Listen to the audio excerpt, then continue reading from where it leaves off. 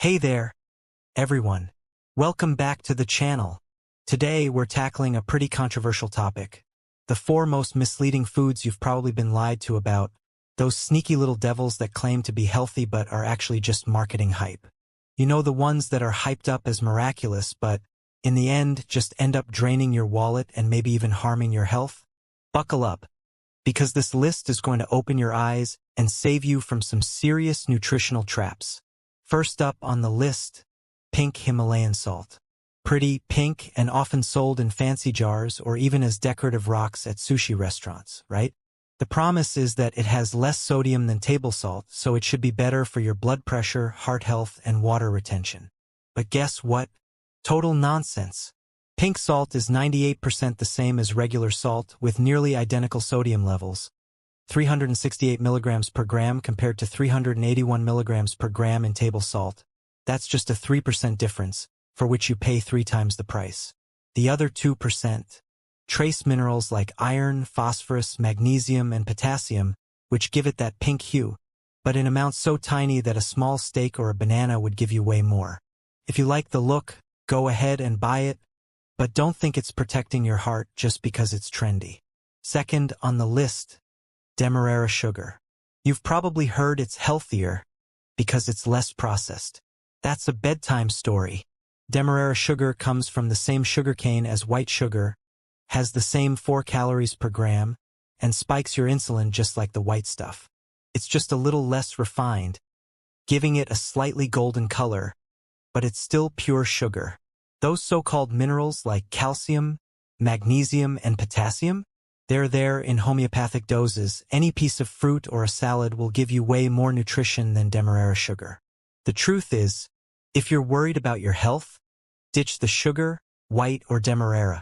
Even better, switch to low-calorie sweeteners like stevia or sucralose, which won't spike your insulin.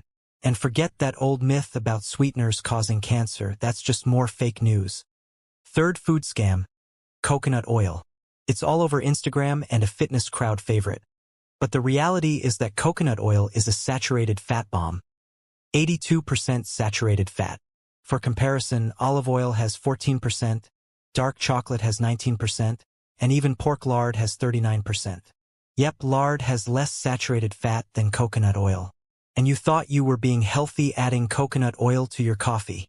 When it comes to health, coconut oil is not the best fat choice, because healthy fats are determined by the level of unsaturation.